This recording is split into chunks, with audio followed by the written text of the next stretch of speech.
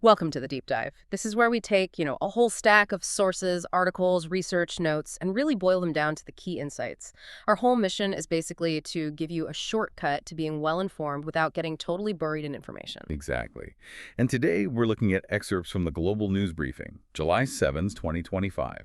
We'll walk you through the main developments, focusing not just on what happened, but why it actually matters. What's the important takeaway? That's right. And as we went through this briefing, three big themes really stood out, didn't they? Shaping the global picture. Right now, we've got trade and economy, then climate and disasters, and of course, geopolitics. Get ready for maybe some surprising links and some genuinely interesting stuff to think about. Okay, let's start by unpicking the economic side, specifically this big news about rising trade barriers. The briefing jumps right into former President Trump's announcement on import tariffs. Yeah, and it's a pretty significant move. We're talking tariff hikes between 25% and 40%. That's substantial. And it targets 14 specific countries. You've got major players like Japan, South Korea, but also places like Bangladesh, South Africa, Laos, Myanmar.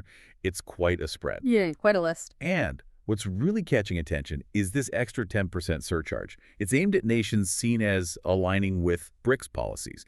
Basically, countries looking for alternatives to the dollar, pushing for a more multipolar economic system. And the timeline on this is really fast, isn't it? New rates start August 1st, with letters going out from, July 9th? That's like immediate. Very quick. And what's fascinating here is the market's immediate reaction. It's been cautious.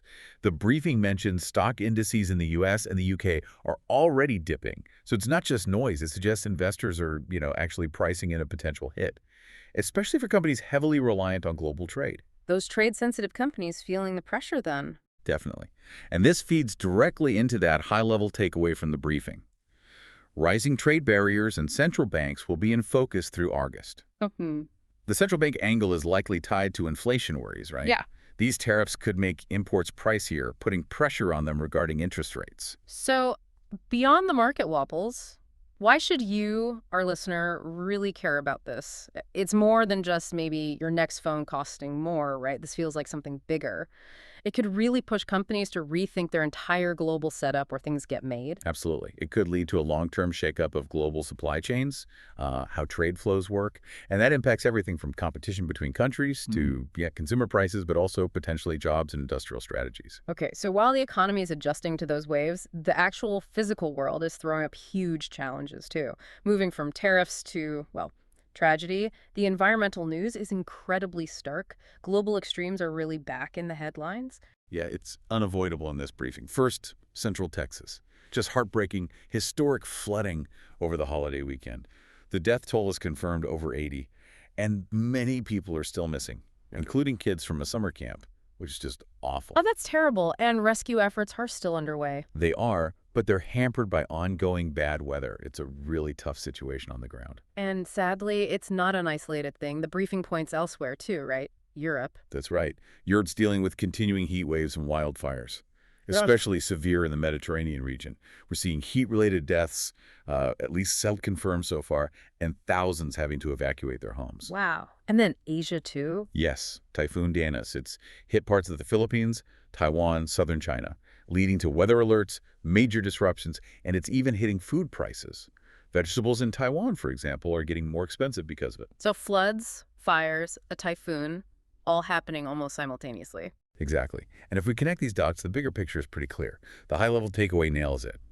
Climate extremes are resurfacing globally, from Europe's fires to Texas floods. What's really striking is just how widespread it is and the different forms it takes. It's not one region or one type of disaster. It really hits home, the global reach of this. It really does. It highlights the immense human cost, the disruption, and frankly, the scale of the adaptation challenge we're facing everywhere. Yeah, adapting to these new levels of natural challenges. Okay, let's shift gears again. Let's look at the world of geopolitics and political shifts. The international stage seems particularly active right now. The briefing mentions Israeli PM Netanyahu's visit to Washington, D.C. Right, and this is a really high-stakes trip. Key discussions are about the critical Gaza ceasefire talks, but also those simmering tensions related to Iran. The outcome, or lack of one, could really ripple across the Middle East. So a lot riding on those talks. Definitely. It shows diplomatic efforts are still happening, even with major disagreements on the table. And elsewhere, we're seeing some significant regional power dynamics at play. Turkey, for instance. Yes, the briefing notes an escalation in Turkey's crackdown on political dissent, specifically detaining opposition mayors from 3 major cities. Hmm. What does that signal? Well, it certainly raises concerns about democratic norms in the region. It suggests, a consolidation of power.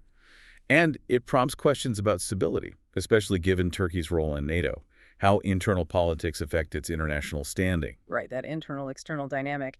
And then back here in the US, there's been a pretty surprising political development, Elon Musk launching the America Party and reigniting that feud with Trump. Yeah, it certainly made waves. The immediate market reaction was a dip in Tesla shares. Investors clearly weighing the risks of him getting more deeply entangled in politics. So, how do these different political moves, DC diplomacy anchors actions, a new US party, how do they tie together? Well, if you put them side by side, it reinforces that idea that power plays in D.C., Ankara, and emerging parties in the U.S. are shaping international alliances. Domestic political shifts, especially involving figures with Musk's profile, don't just stay domestic. They can definitely influence economic confidence, diplomatic ties, even how stable democracy looks globally.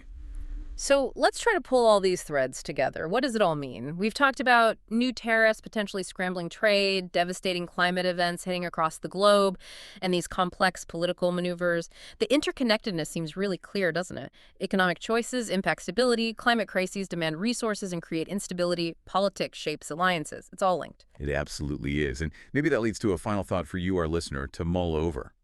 Given these rising trade barriers we discussed, the escalating climate events, and these shifting political landscapes, how might these seemingly separate global pressures actually interact and influence your life, or the wider future, maybe in the next few months? What kind of ripple effects could we start seeing as these forces continue to build and perhaps collide in ways we haven't quite anticipated yet?